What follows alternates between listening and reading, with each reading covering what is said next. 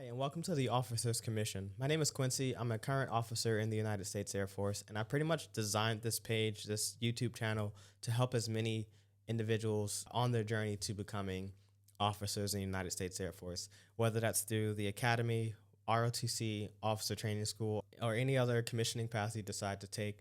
My whole objective is to help as many people as I can, and I felt like this would be the best way. So with that being said, last year around this time, in conjunction with the program managers of the Line Officer Sessions Board for Officer Training School boards, the program managers themselves put together a presentation for those who are looking to apply for Officer Training School.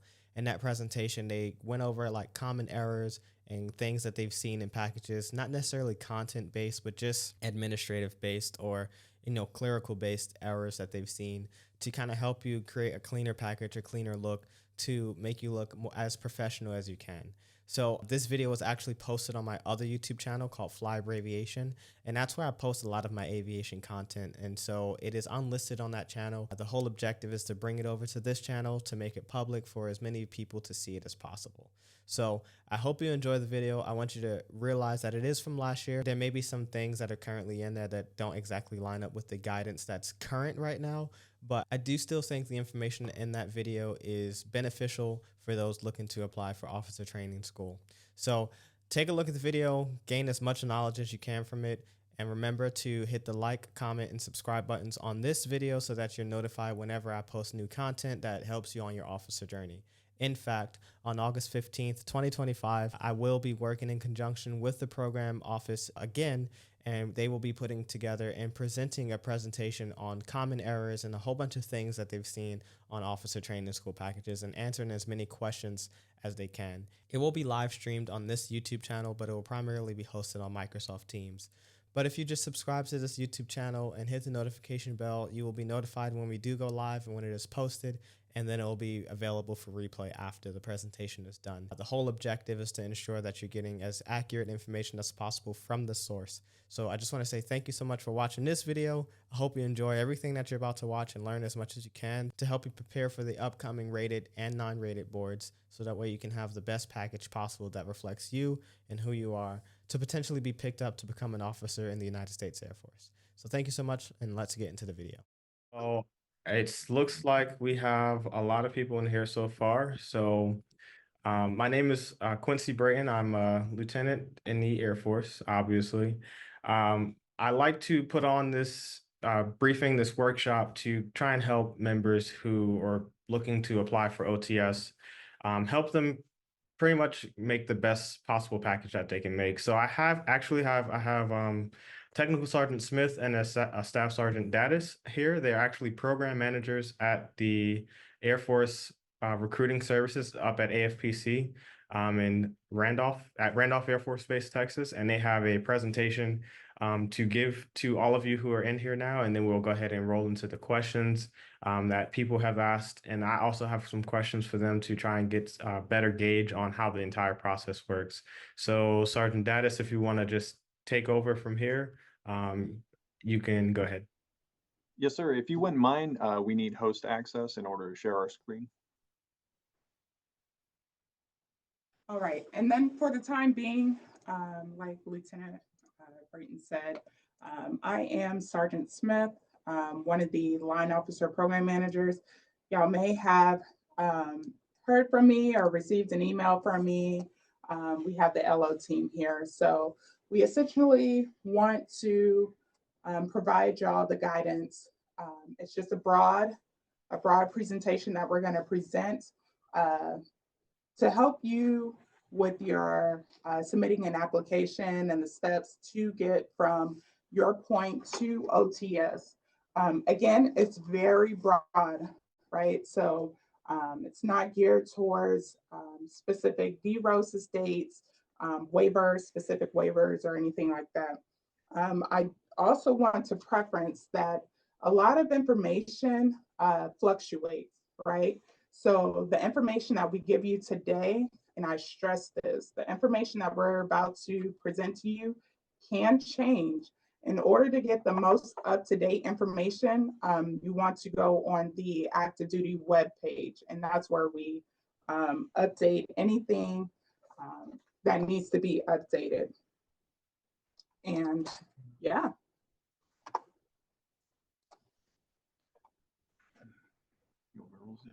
So a couple things that we're going to talk about today on the agenda. As myself and Sergeant Smith did, we introduced ourselves. As she stated, we are the program managers along with Sergeant Irwin. We just review QC applications, get them ready for the officer boards, as well as make the schedule for the boards throughout the fiscal year.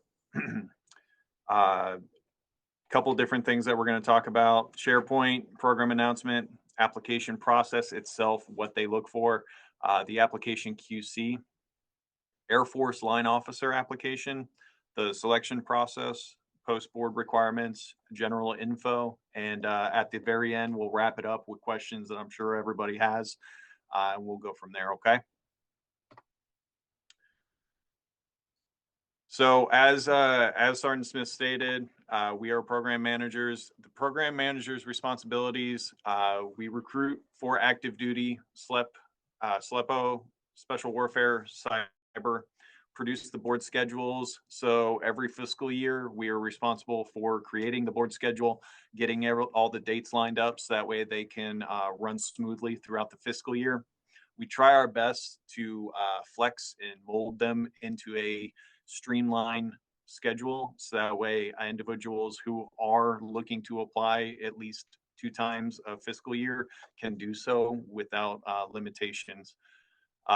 Boards, we're responsible for the boards as well, getting the board members, getting them situated so that way when your applications get to them, that they are QC'd, that they are good to go, and that the panel of colonels are able to look through them in a very structured process so that way they'll be good to go, and the most accurate scores are presented to each individual. The application process, very, very rough outline of what we look for as far as the application itself. Eligibility determination worksheet, the Air Force LO application itself. This one is, I'm sure all y'all are familiar with it, is the application that you will be submitting to the board members. All right. Air Force Form 56, this is for active duty members. This is a form that we use in conjunction with the application. Letters of recommendation, both personal as well as your endorsement letters. Qualifying physical, 422 does need to be uploaded into TF, okay? Please make sure that they are not expired either. That is a common thing that we do see.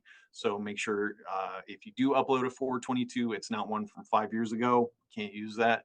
Try to make sure they are not expired. Official college transcripts.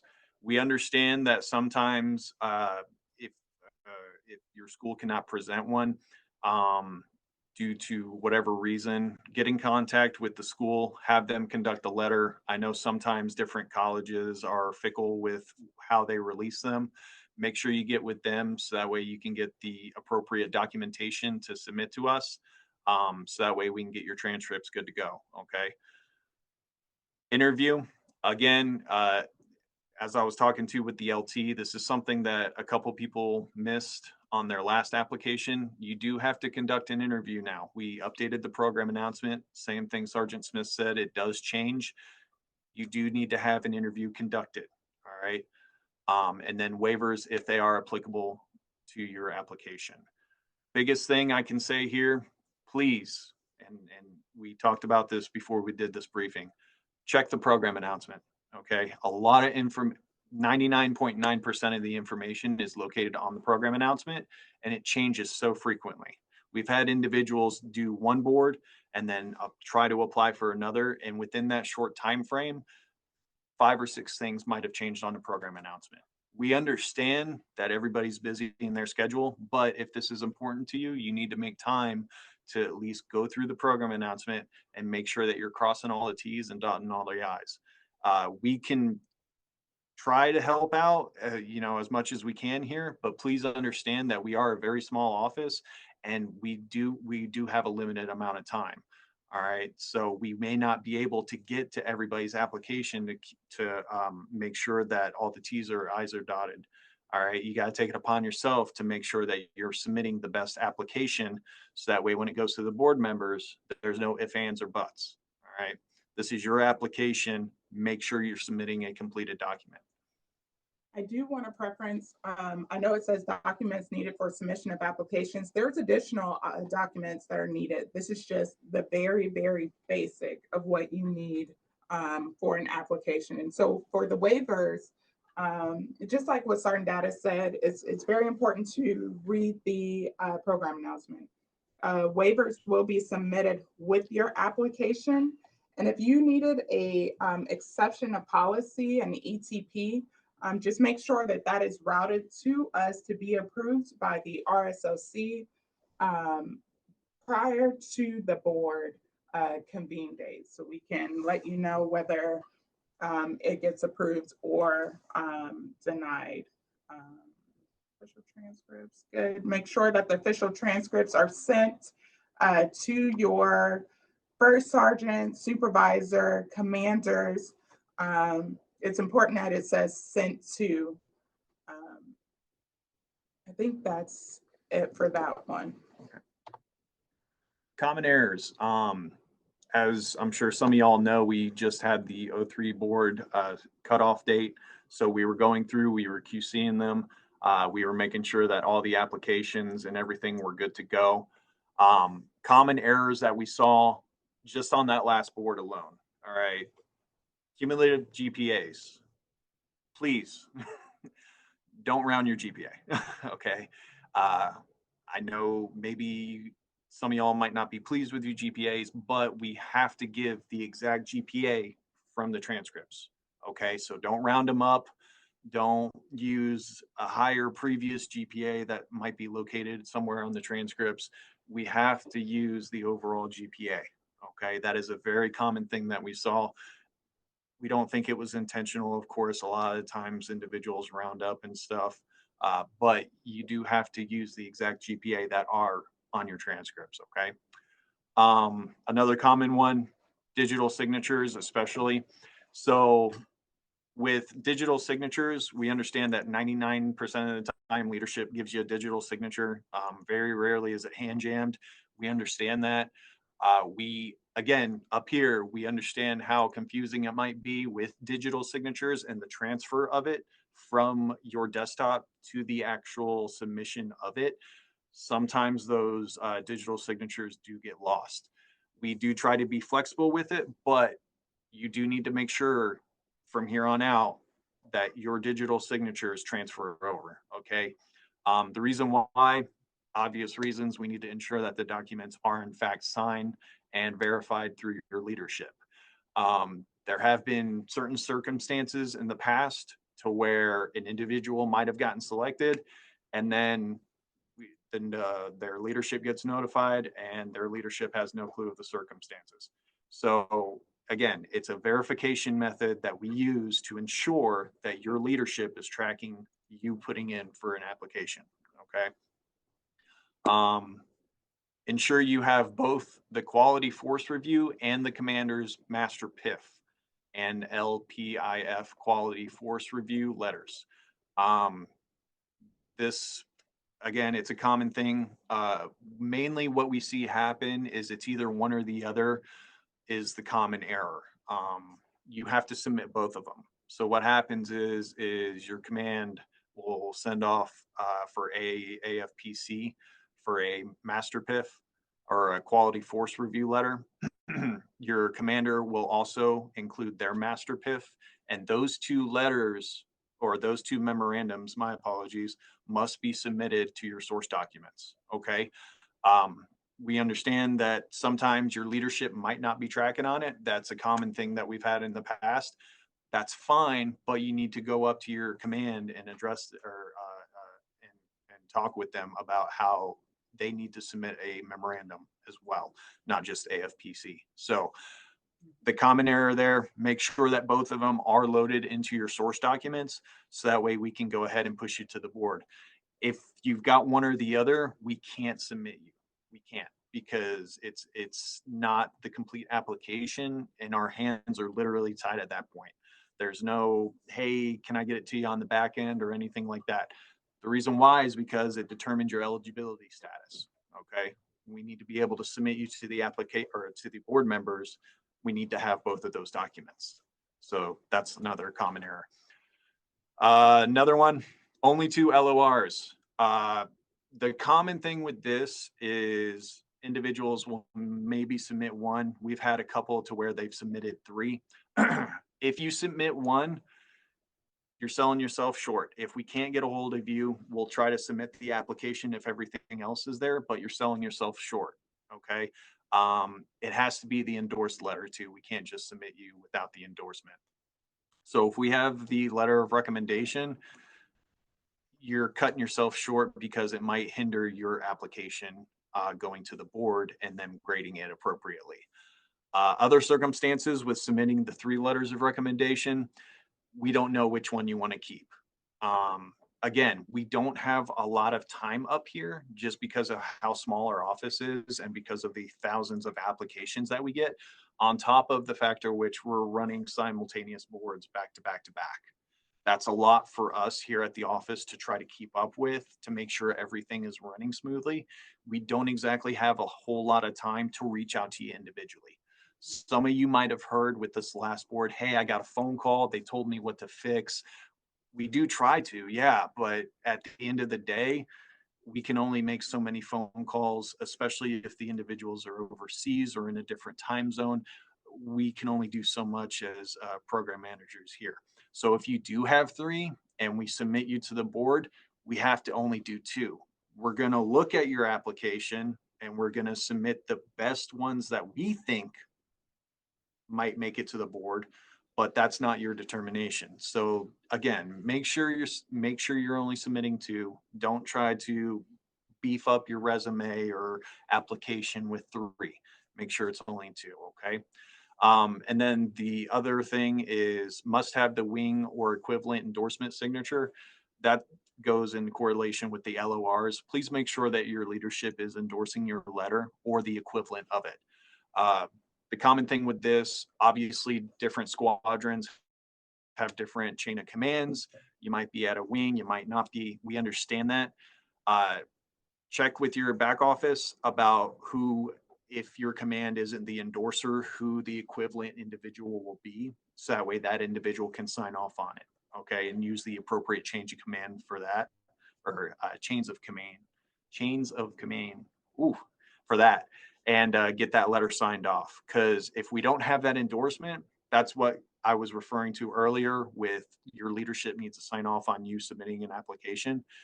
Again, our hands are tied. You have to have permission from your leadership in order to submit an application.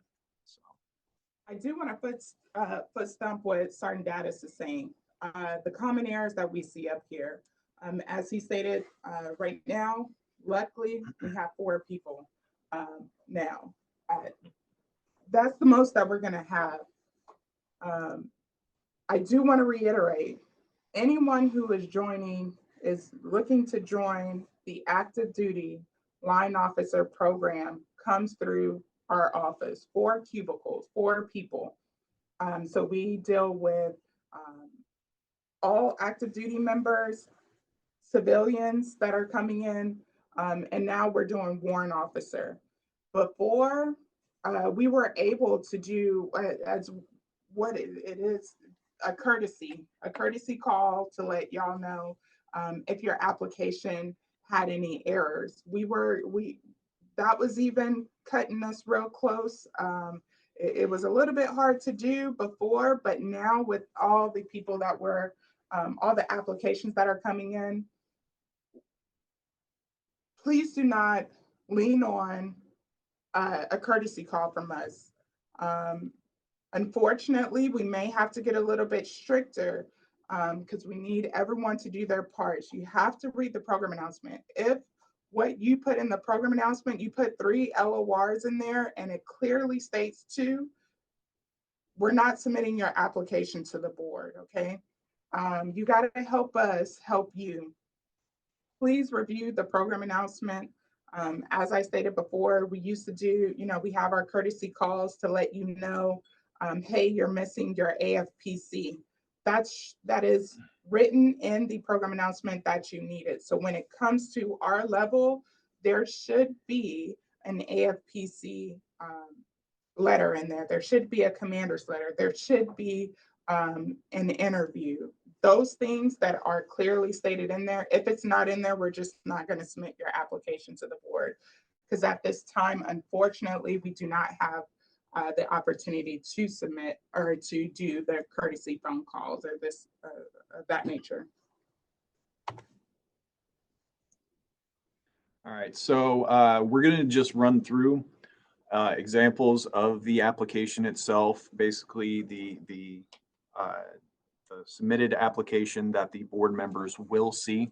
This is to give a better visual representation of what a board member will sit down and review while they're grading you as an individual for an officer selection.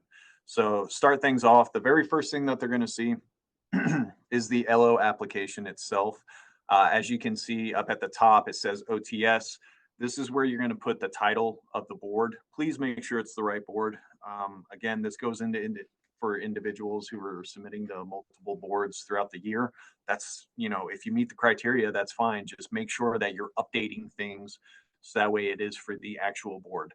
We here will review it, and if we don't know what board it's going to, or if it's for an old board, we don't know what board it's going to. So please make sure that you're updating it. Make sure that you're updating the information, and that is as accurate as possible. Going down below, your personal information, self-explanatory, and then following into questions 1 and 2. Questions 1 and 2 on this application are probably going to be the most important part of this application. And the reason why is because as a officer applicant, you are not going to talk to the board members. They're not going to call you. You're not going to have a sit down with them or anything of that nature. These 2 blocks right here, questions 1 and 2, are your way to detail and explain to the board members why you should be an officer. Okay. Um, it's a competition. All right. You have to explain to them why you should be selected among your peers. All right. Anything that you can think of that would beef up your application, or that you want to tell them as an individual that you've done in your career or that you've done on the back burner, this is your chance to get your point across to the board members. All right. So these two blocks right here going to be the meat and potatoes of your application, 100%. All right. I know a lot of y'all ask, hey, what did the board members look for? What did they grade upon? I mean, it may vary board to board because each board member is different, each board. But these 2 blocks right here consistently will be the biggest part of your application. All right.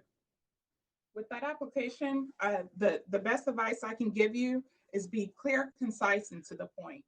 These are colonels that are reading your boards or your application. Just like Sergeant Data said, you want to stand out. But these colonels are reading over, hundreds of applications within a 5-day span. So as you all may can imagine, it gets kind of tedious, looking at the numerous of applications. So you want to be clear, concise, to the point, stand out. Make sure that your applications stand out, like the first sentence. And the last thing I want to say about this slide is I know we've all been in some time, and we've always been told to fill up the spaces. This is not the case where you want to fill up the spaces. Clear, concise, to the point. That's it. All right. Leading into the next page, work experience, things that you've done in your Air Force career or in your civilian career. Management positions or work performance positions that you've done. It's pretty self-explanatory. You got the from and to dates, the positions of which that you held, whether or not it was part-time or full-time. Obviously, if you're active duty, it's going to be full-time. We understand that. Did you supervise people? Again, self-explanatory. The duties and responsibilities. This is kind of another way of you standing out amongst your peers. Make sure that you're highlighting the importance of the position that you were in and leadership factors that took place within that position. All right. If there's one thing that the board members do look for, it's leadership uh, opportunities that you did. You got to think about it. You're trying to be an officer. What is an officer? It's a manager. You're a manager of airmen. That's what they're going to look for. Did you lead? Did you create stuff? Did you develop anything? Things of that nature are what the board members will look for. So take that in consideration when you're explaining the duty positions that you list down below. Okay. Um, that's pretty much it for this page on the.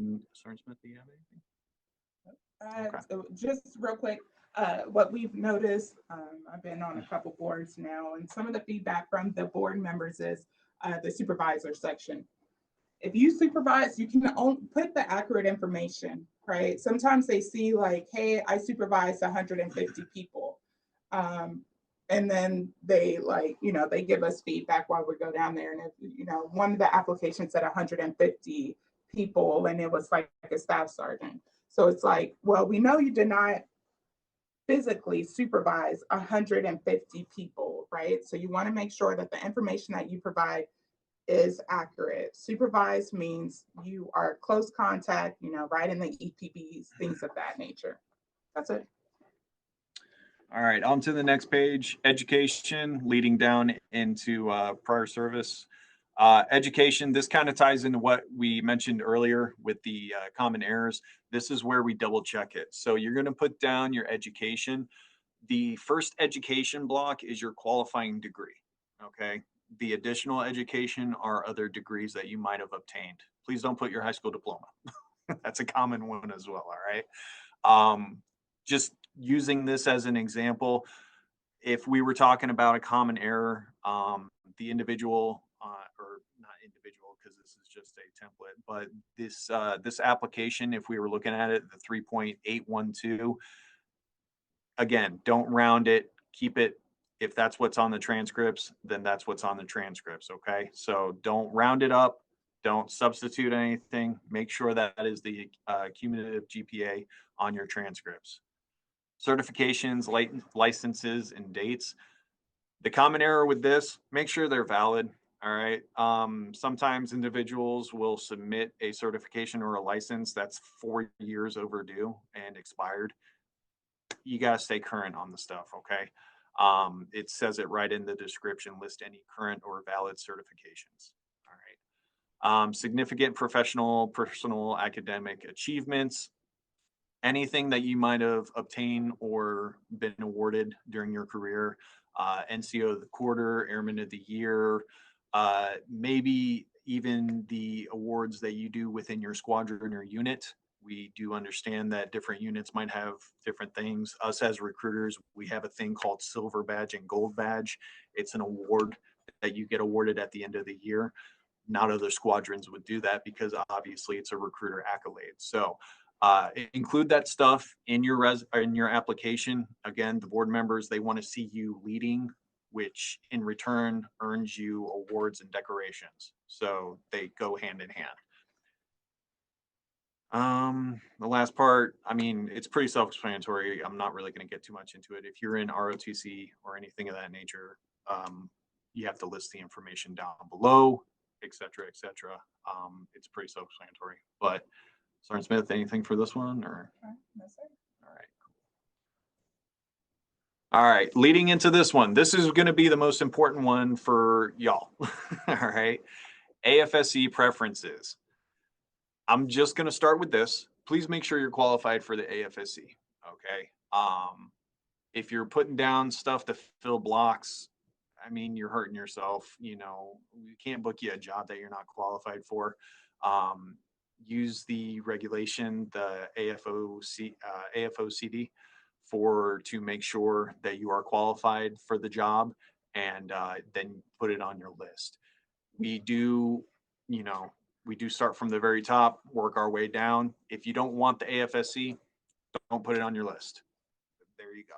I mean, we won't give you anything that you don't want. We can't. You have to sign off on it. So that's what we do to help y'all out when it comes to application. So again, the common error for this, make sure you're qualified for the AFSC.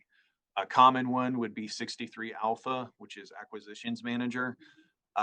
If you have a degree in aero engineering or something like that, you're not going to be qualified for it. So make sure you're reviewing the regulation to make sure that you qualify for the AFSC. Otherwise, you're wasting a space that you could have used for a AFSC that you're qualified for. Okay. Block 9 right there, that is for rated applicants only. Self-explanatory. So I'm not going to get into that. Law violations, anything that you received as far as ticket wise or been in trouble with law enforcement, you will list down there. Okay. This, and then the very last part down there in the lower right hand corner, and this goes into what we were talking about with the common errors, signature. You are signing off on this. This is your documentation signifying to us that these are the AFSCs that you're okay with. This is the application that you're okay with and that you're good to go. We can't submit it if it's not signed. All right. I know this might look like just a template application, but it is a form that you are signing off on, verifying that this information is correct. Okay. Hence the statement beforehand. If it's not signed, we don't know that. So make sure that your signatures transfer over to it. Okay. Sergeant Smith, do you have anything for that one? No, sir. Awesome. All right. So rolling into the next portion of the application. So the application will be the biggest part of it. Down below, included with the documents will be this. This is your AFO QT scores. Obviously, for this example, we have a super score. If you've taken the AFO QT more than once, your first and second scores will be loaded on there. So they will have that as well. Pretty self-explanatory. Just make sure you have this information or this information in your application, so that way we can get you submitted to the board.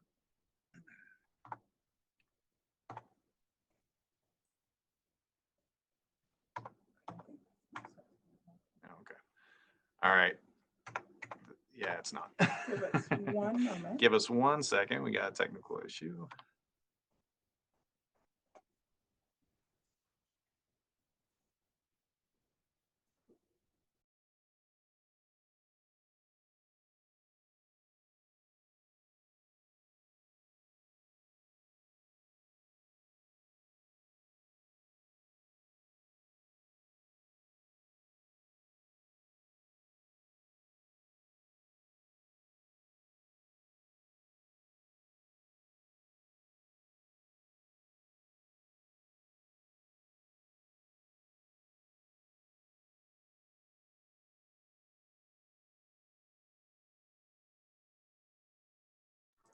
Okay, sorry about that.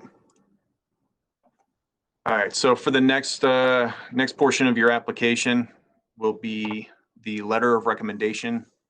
Again, make sure you're having 2 letters of recommendation, your personal and then your command afterwards. The letters of recommendation, big things with that, make sure that the individual's signature block is there and that their information, their contact information is there as well. Email address, phone number that they can be reached at.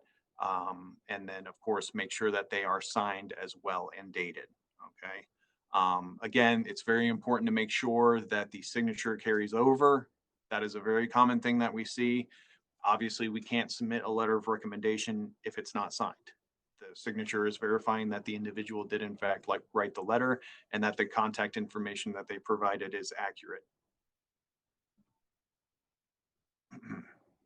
For this example, we just wanted to highlight down there at the bottom the endorsement. Again, please, please, please make sure that you are double and triple checking the fact that A, the endorsement is there, and then B, that it is signed off with the contact information as well. That is the very important signature that we need because it's them signing off the factor which you can submit to this board. All right. If you don't have it, obviously we can't submit you to the board. The structure interview, this is what we were referring to for the interview for the application. It won't be with a board member. It'll be with your command. So as you can see here, we just included the first page and the last page. There are pages in between that you as a interviewee will have conducted on you. The commander will ask a series of questions, and then you, to the best of your ability, will answer the question. As you can see on the first page, pretty self-explanatory. It's got the name of the board, the interviewer that is conducting the interview, as well as the overall rating for the interview. Each page will have a question, and then the individual conducting the interview will jot down their notes as well as an overall score for that interview. All right. At the very end, there is a final score and then the signature of the individual who will conduct the interview. Again, and then if you can see a common trend, there's a reason for it. Make sure the interview is signed. All right. Again, the common thing is some of these interviews, they don't get signed. We can't submit them if they're not signed. Otherwise, it's not authorizing it. So make sure that your signature or the individual's signature who conducted the interview is on the interview as well. Okay. Scoring. So as far as scoring for the board, this is kind of this is where it gets really technical. Sergeant Smith, you kind of want to. Okay, so this is the actual scoring method that the board members use. So if you're talking about, how is my application going to be graded? This is what the board member sees. This is what they have to grade your application. So they're graded into 3 sections. The first one is education, then you have the experience, and then you have the potential. Now, with each section, 3 sections, are how many points you'll get for each section.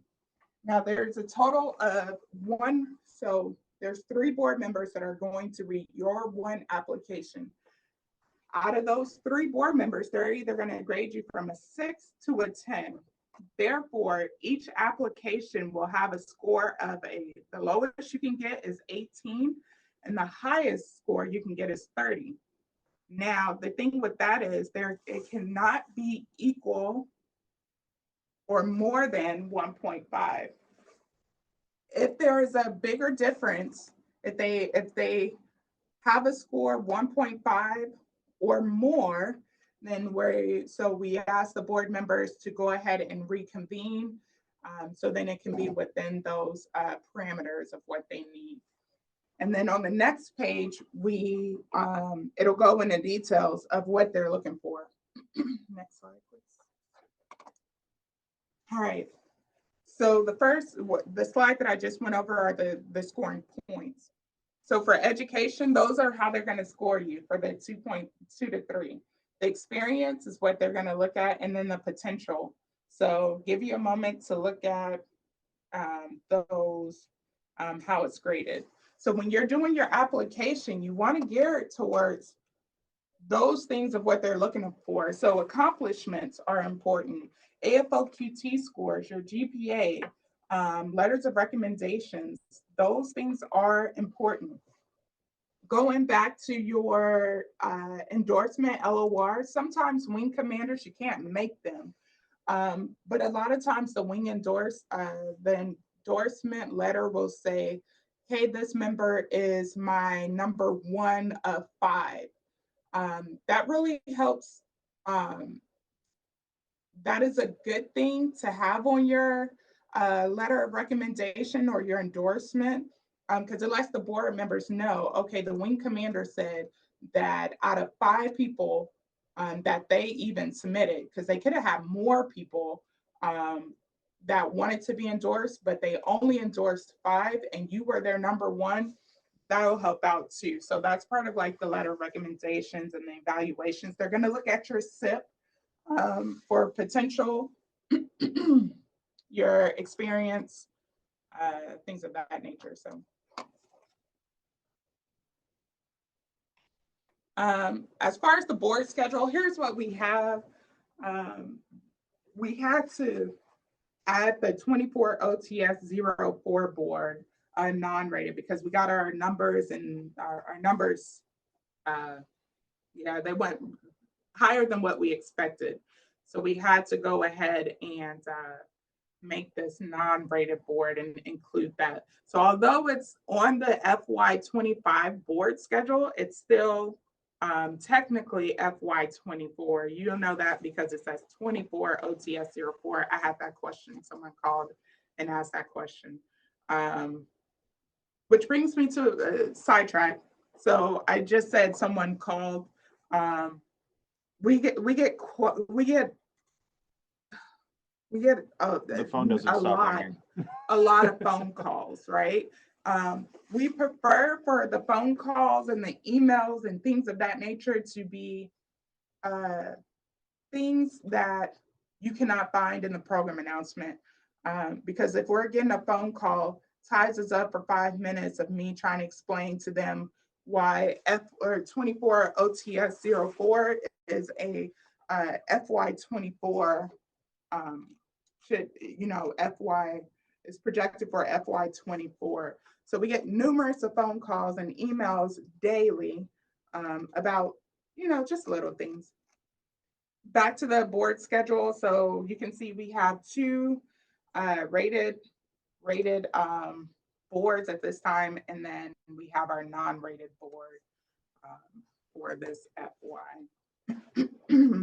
These are just estimated dates, right? We all know that sometimes it's a long process when we have to call the board members out, schedule them to come out. Once they score all the applications, then we go through the selection process. It's in another slide, submitting the PSDMs. We're waiting on other agencies to approve selections and things of that nature. So we try to ensure that we get the board released on time. I think we've been doing a pretty good job the last couple boards. I feel like we've got it out on time. But with all that said, what's on the board schedule is estimated to change, right? This is what we are striving to do, but things change that is way above our pay grade. So when they come down and say we have to adjust something, then that's what we have to do, is just adjust. And then we get that information out to y'all on the active duty webpage as soon as possible. LT, I'm not trying to change the topic here real quick, but I was reading the chat. Was I supposed to approve people coming in? I took over the host and I was approving people, so they're coming in. Okay, good. Just making sure. Sorry about that. Oh, that's what I was doing. Oh, okay. All right. So, okay, yeah, go for it. So the post board requirements. So good. We went over the process of what your application, a broad process of what it looks like to submit your application, what the board members look at. All right, so now we're in the point where you are selected, right? We've already submitted the PSDM, we're selected. Now what's the next step? Well, you have to submit your post-selection documents. The things that we're gonna look for is right here. So when we receive the numerous of phone calls, hey, when is my class date? What do I need to submit for a class date? Things of that nature. For one, it's in the program announcement. For two, this is exactly what we look for. We make sure where it says OPM, that's your top secret. If your job is, if you need a top secret job, a top secret clearance for your AFSC, make sure that you have that. The only thing that you need is a memorandum from your security person to say, hey, it's being routed, right? It's initiated. Your Form 56, we verify that information.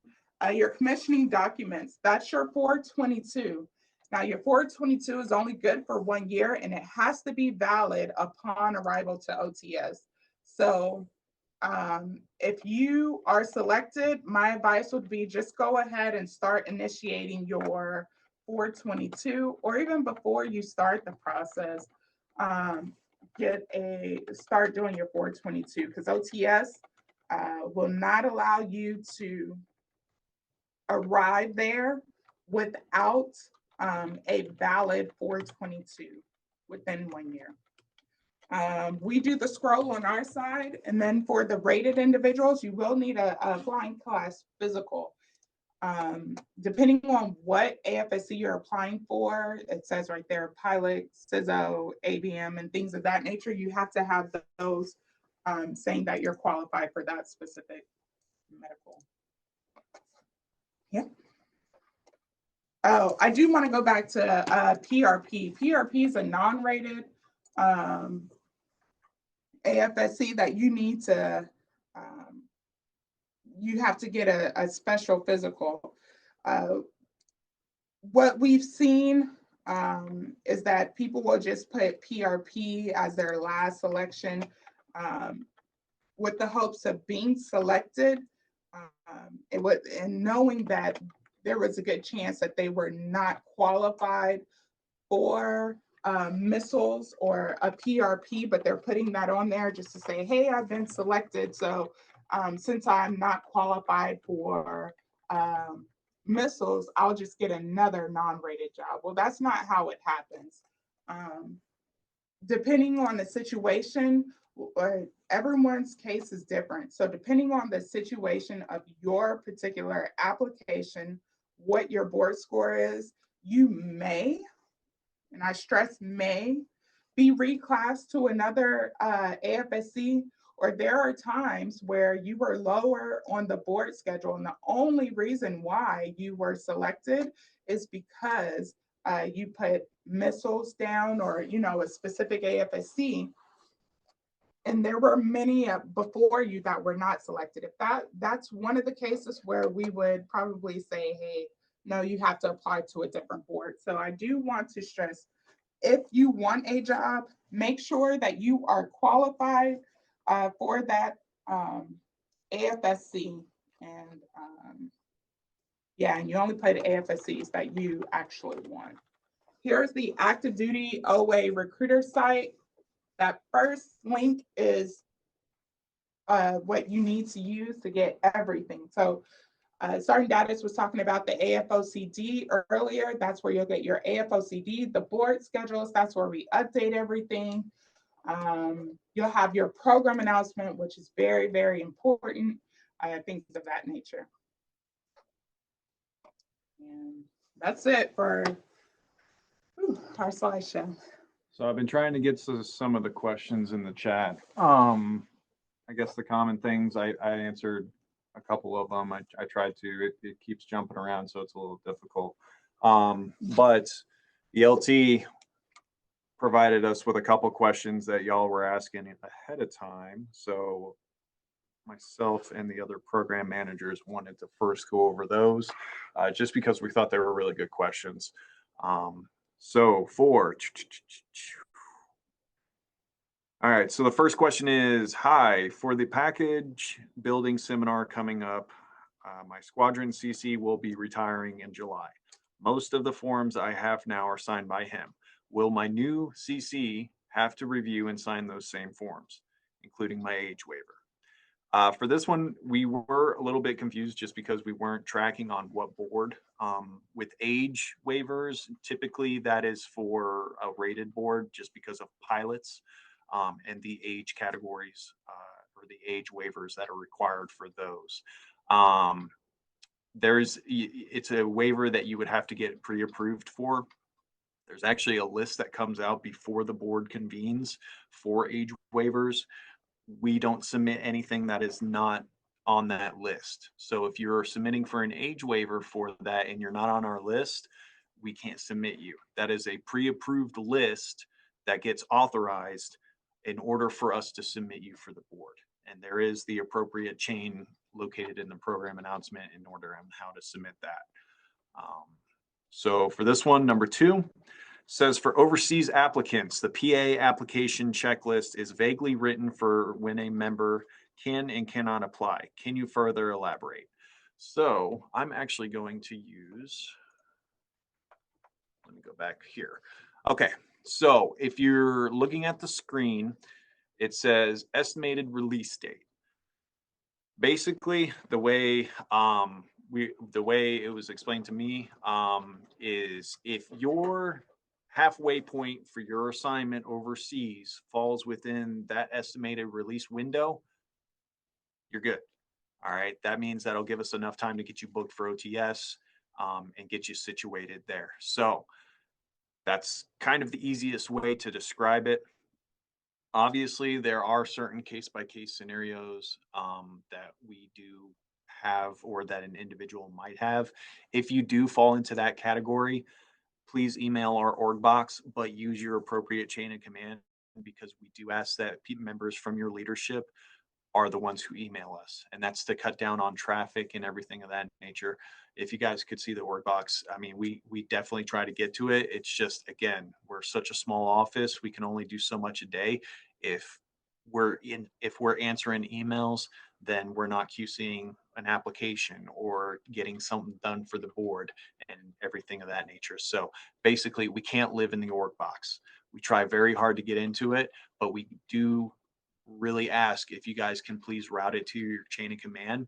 And another reason why too, though, is, you know, 50% of the time your leadership might know the answer. You got to understand your leadership has to approve individuals for applying for the OTS board. 9 times out of 10, they're going to know the answer. So, or if not, then they can reach out to us. That's the only reason why we ask, because we've had individuals whose leadership say, you know, hey, I know this answer, and they could have just asked me. And it's like, okay, well, now we know. But try to go through your leadership first. We do ask of that, just because of the traffic and because your leadership is a direct communication that can assist you right then and there. Okay.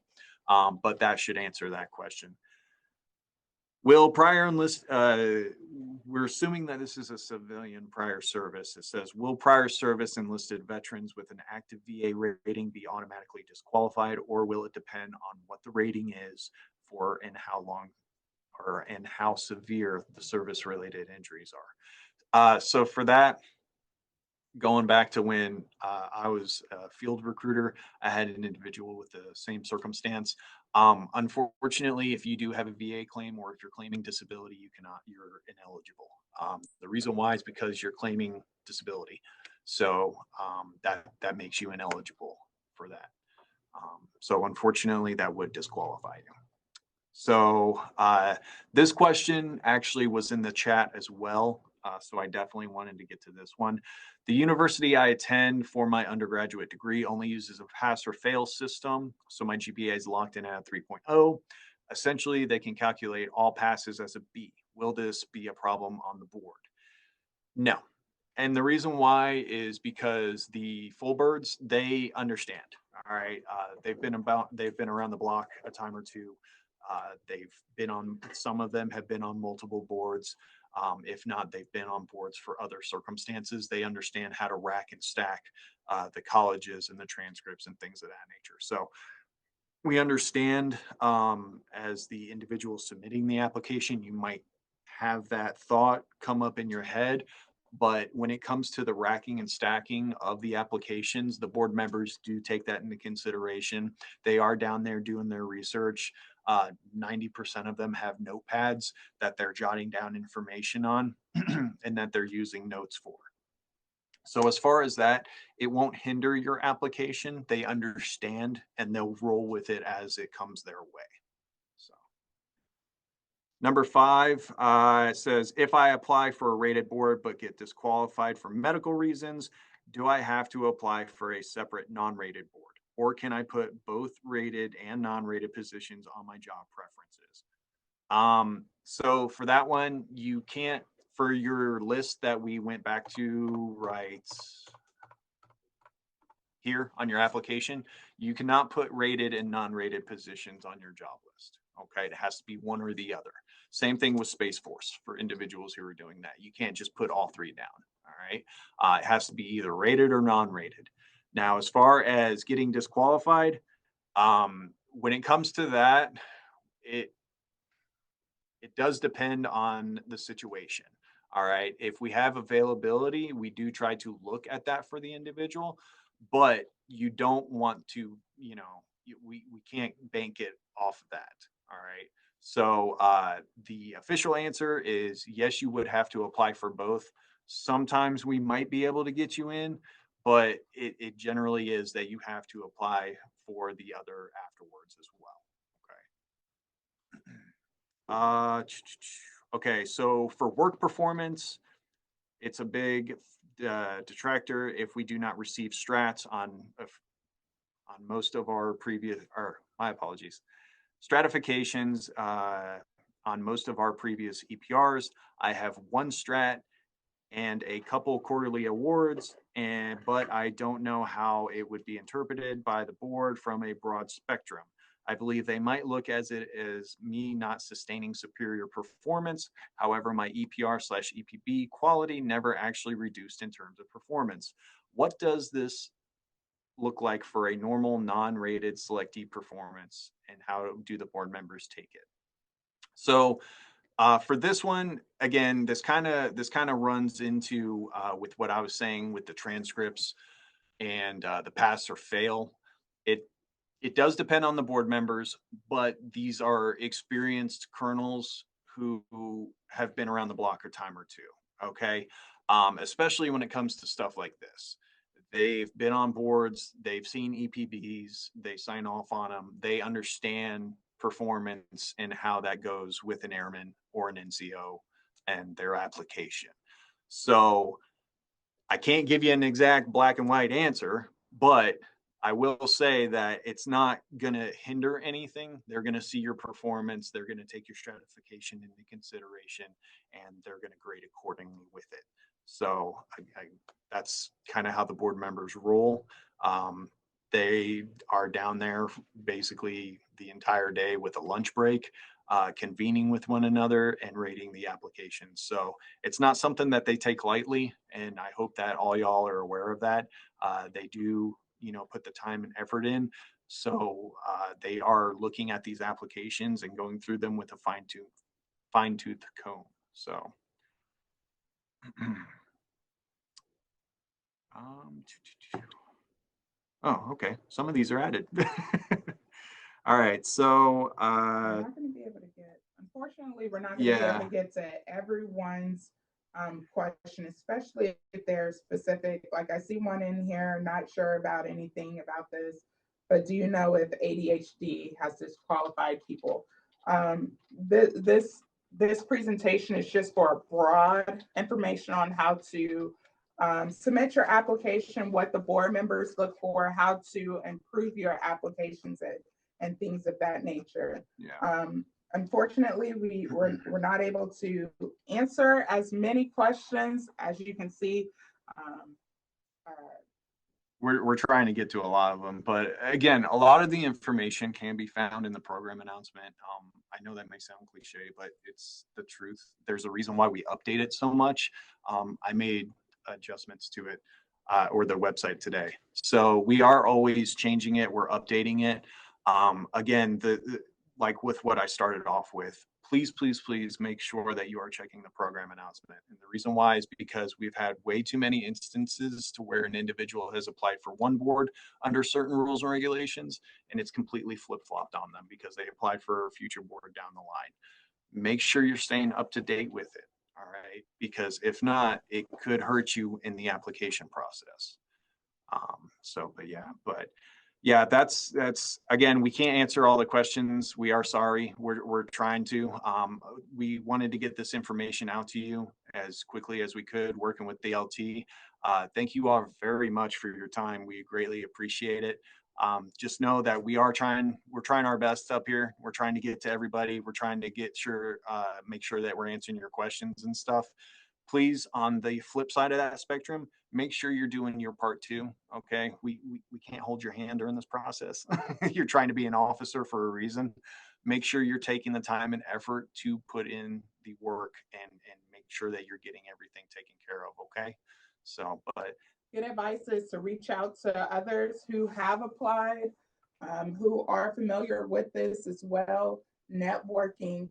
And then when you submit your applications, now unfortunately, like I said, with the increase of applications that we're seeing, we're not going to have time to do the courtesy calls. Hey, you forgot this. So please make sure that you send your application over to get a second opinion, get 2, 3 people to look at your applications.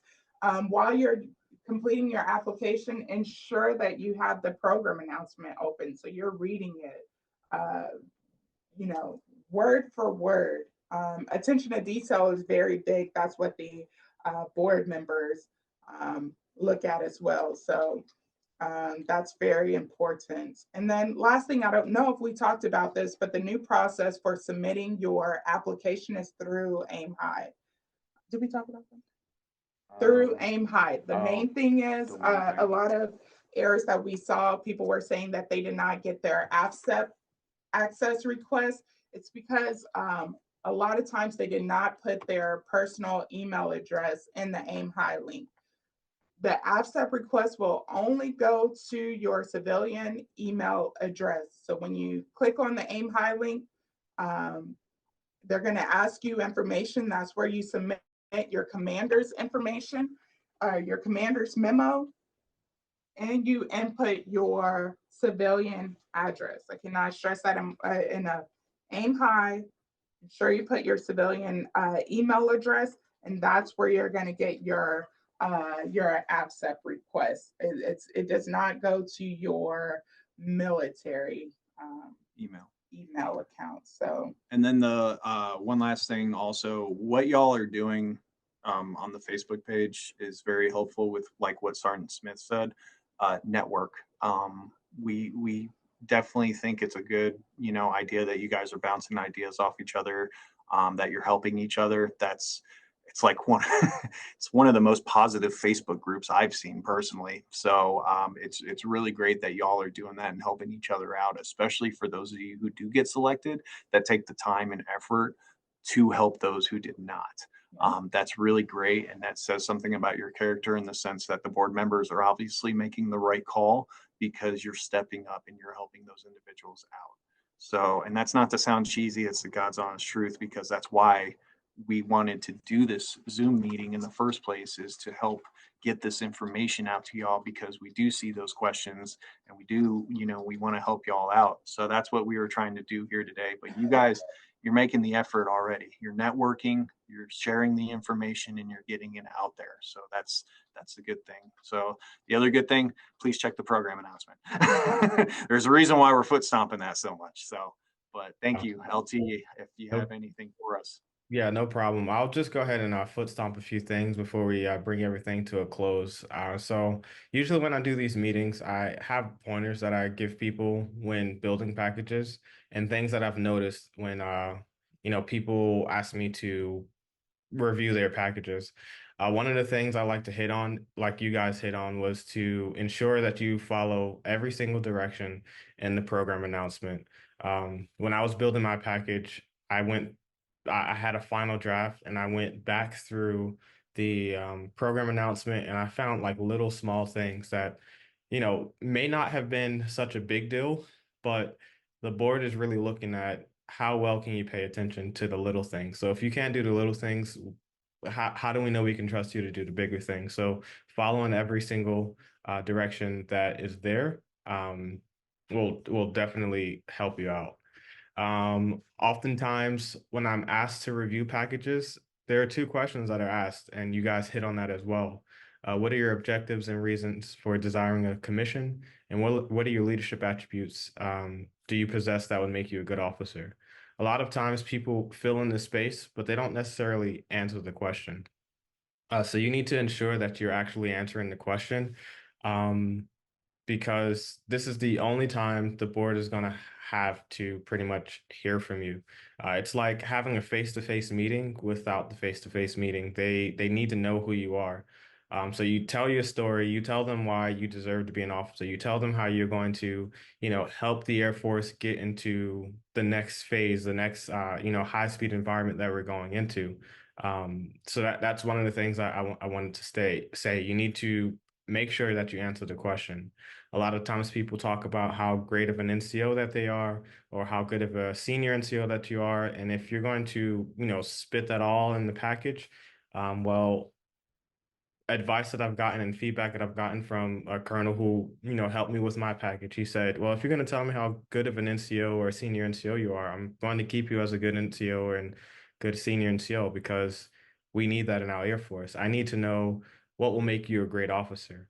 So if you go in and just start saying everything that you've done, you leave no room for the board to interpret like, okay, what can this person bring to us as an officer? Um, One of the other things I want to hit on are our current leaders in the Air Force. What are their objectives? You need to now convince the board that you're the perfect candidate to help lead our Air Force towards the goal of our leaders. Like I said, it's an opportunity for you to speak to who you are, say what you have to offer, and how you're going to help advance the Air Force. The board wants to know you. They have around, like you guys hit on, they have like maybe 5 to 7 minutes to get through hundreds of packages because they're not there for an extended amount of time. So you need to really pull them in. It's like watching a YouTube video, and in the first 10 seconds, you're like, okay, this is boring. I'm just going to go to the next one. I'm not saying they're going to do that, but you need to be able to hook them to compel them to really get to know who this person is that they're reading about on paper. Um, I've already hit on, uh, yeah, talking, hooking them. A lot of things that I've seen in packages that, haven't been selected, unfortunately, is that they fill the two narrative sections with a lot of fluff and what they think the board wants to hear. They want to know who you are and what you have to offer. So be as genuine as you can be, and that will set you up for success.